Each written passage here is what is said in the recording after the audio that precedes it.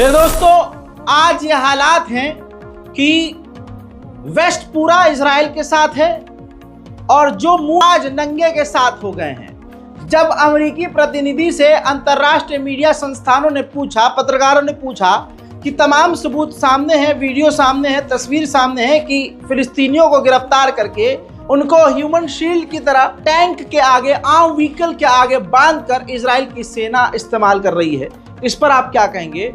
तो नंगे अमेरिकी प्रतिनिधि ने साफ कह दिया कि वो सिर्फ अभी रिपोर्ट है, सबूत नहीं है, और हमने इजराइल से कहा है कि वो इसकी जांच करे।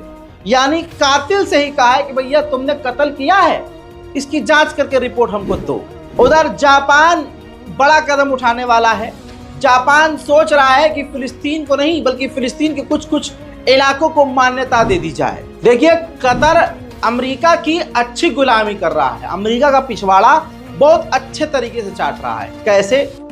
कतर की इंटेलिजेंस का जो दफ्तर अमेरिका में है, उसको अमेरिका की CIA ने अवार्ड दिया है कतर की खुफिया एजेंसी को कि भैया आप बहुत बढ़िया काम कर रहे हैं, बहुत जबरदस्त। मेरे दोस्तों, डोनाल्ड ट्रंप हर तरह से यहूदियों का वोट हासिल करना चाहता है। यहूदियों का ही अमेरिका में एक प्रोग्राम था, उसी प्रोग्राम में यहूदियों को संबोधित करते हुए डोनाल्ड ट्रंप ने कह दिया कि देखने में बहुत टाइनी है इजराइल, बहुत छोटा है इजराइल, छिला हुआ मुर्गा शुरू कर चुका है। उसी बयान में उसने कहा कि जब मैं प्रेसिडेंट बनूंगा तो अमेरिका में जितने भी फॉरेनर्स जो जिहादी आकर बसे हुए हैं, विदेशी जो जिहादी आकर मुसलमान बसे हुए हैं, उन सबको वापस उनके देश जो है मैं भेज दूंगा। हिजबुल्लाह की तरफ से एक अपडेट ये आ रहा है हिजबुल्लाह के लिए कि जब तक हमास और इजराइल के बीच बात हो रही है, हिजबुल्लाह कोई बड़ा हमला नहीं करेगा। छोटे मोटे चल रहे हैं वो करता रहेगा, लेकिन बड़ा हमला हिजबुल्लाह नहीं करेगा। मेरे दोस्तों, यमन के लड़ाकू हुथीज की वजह से UAE यानी दुबई को भी तगड़ा नुकसान हो रहा है।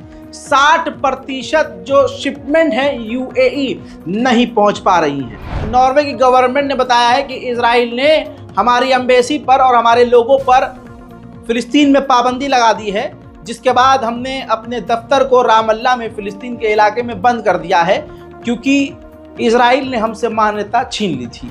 मेरे दोस्तों, ऐसी ऐसी मौत इजराइलियों की हो रही है कि मतलब कहानी बन जाए पूरी। एक इजरायली कुत्ता, मतलब इजरायली सैनिक जो है, गाजा के घर में घुसा, वहां पर हलवा रखा हुआ था गाजा के घर के अंदर, ललचिया गया सुअर और उसने वो हलवा खा लिया। दिक्कत ये हो गई कि उस ससुरे को हलवे से एलर्जी थी। अब उसके हलवे के अंदर, जो गाजा के घर के अंदर हलवा था, पता नहीं क्या मटेरियल था जिससे उसको इतनी एलर्जी थी कि उसने हलवा खाया, तबीयत खराब हुई और वो मर गया। हाँ भाई साहब, मर गया। अल्लाह ऐसा हलवा सबको खिलाए। वहीं मेरे दोस्तों, इजिप्ट के विदेश मंत्री ने बयान देकर कहा है कि इसी वक्त इजराइल को सीज फायर करना चाहिए और इजराइल पर अमेरिका को प्रेशर बनाना चाहिए।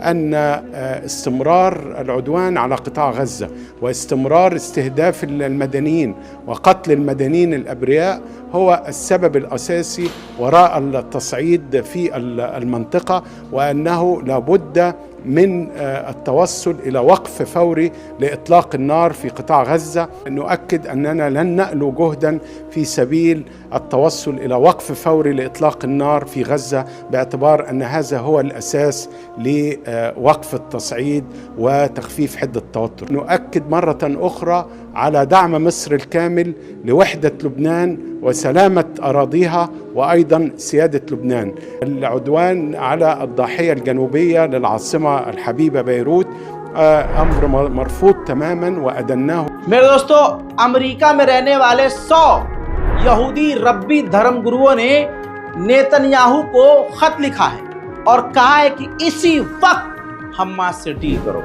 लंदन की काउंसिल ने इजराइल का साथ छोड़ दिया है। ये लंदन काउंसिल कमेटी जो है, इजराइल को पैसा देती थी और वो पैसा इजराइल जो है सेटलमेंट में इन्वेस्ट करता था, फिलिस्तीनियों को उजाड़ कर वहां यहूदियों को बसाने में इन्वेस्ट करता था। 3.4 मिलियन का नुकसान हो गया है।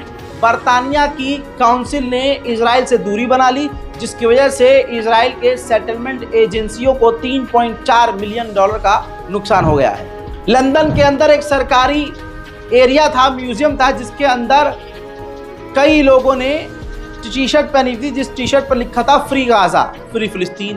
बस सिक्योरिटी ने इसी बिना पर उनको अंदर जाने नहीं दिया। There's all this kerfuffle happening because of this T-shirt in the O2, which is ridiculous. We've been pulled aside, and we're not being allowed in. Get another T-shirt to change it. Find out you got another T-shirt. this is all Yeah, so you need to change it. When you go to that. You can't let us into the venue because of a T-shirt. I've just spoken to the venue. We're going by the policy we're being advised. So if you can change it, that'd be great. But we can't allow you to the venue. Okay. I mean, you can turn it inside out, I guess. Yeah. but- We won't be allowed to allow that either. What? We won't be allowed to allow that either. The T-shirt will need to stay with us if you are going to change it. This is insane. You do realize there's a genocide going on, right? You do realize? हजरात, उधर Israel ने कहा है कि हमने 17,000 Hamas के आतंकवादियों को मारा है, लेकिन सोच के देखिए मौत का आंकड़ा 40,000 हो चुका है। तो 40,000 में से अगर 17,000 आतंकवादी थे तो बाकी बचे कुचे इजराइल मान रहा है कि उन्होंने इनोसेंट लोगों को कत्ल किया है, लेकिन दुनिया खामोश है। उधर मेरे दोस्तों, अमेरिका ने हूतीज, हिजबुल्ला और यमन के और भी कई सारे जो संगठन हैं उन पर पाबंदियां लगाई हैं और बढ़ा दी। उधर फिलिस्तीन अथॉरिटी के राष्ट्रपति महमूद अब्बास ने कह दिया है कि अमेरिका ही वो देश है जो लगातार इस मुद्दे पर काम कर रहा है कि फिलिस्तीन को मान्यता ना मिले।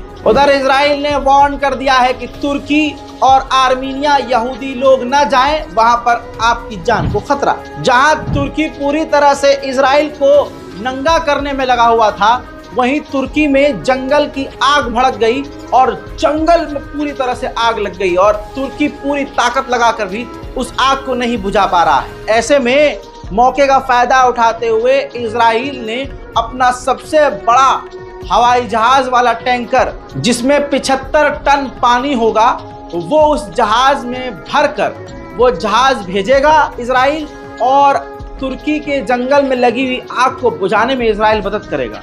जाहिर सी बात है, इजराइल इस जेस्चर से एक मजबूत अपने विरोधी को शांत करना चाहता है। इस्माइल हानिया के बेटे ने जानकारी दी कि मेरे बाबा के यानी मेरे फादर के फोन को ट्रैक किया गया और फोन की लोकेशन को ट्रैक करके उन पर मिसाइल दागकर उनको कत्ल किया गया। ब्रिक्स संगठन ने बड़ा कदम उठाया और फिलिस्तीन को इनवाइट कर दिया कि ब्रिक्स की मीटिंग में आप शामिल हों। महमूद अब्बास फिलिस्तीन के राष्ट्रपति कह रहे हैं कि वो गाजा जाना चाहते हैं, लेकिन यूएन ने हाथ उठा दिया है।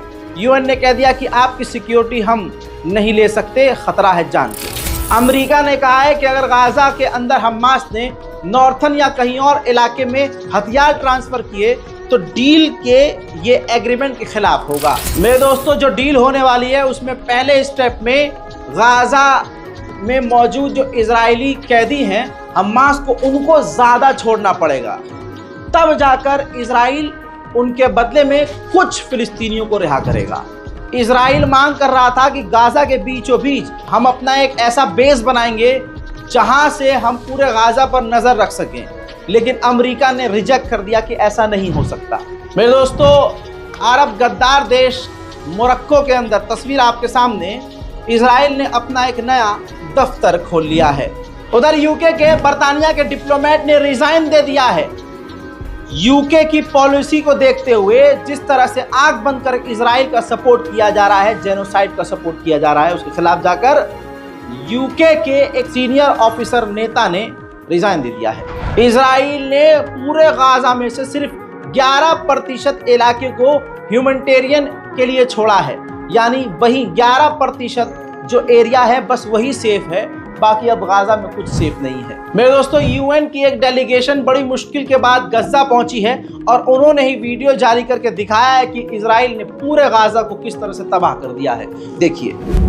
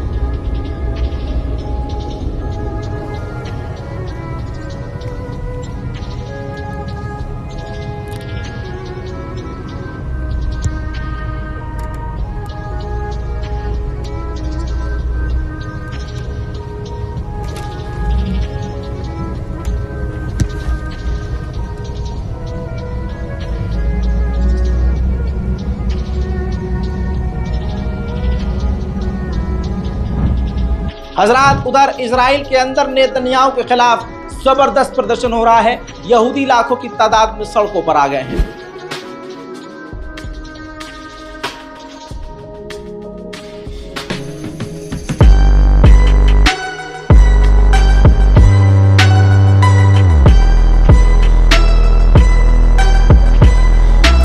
इजराइल का एक खतरनाक और सीनियर मेजर गाजा में हमास के हमलों में वासिले जहन्नम हो गया है।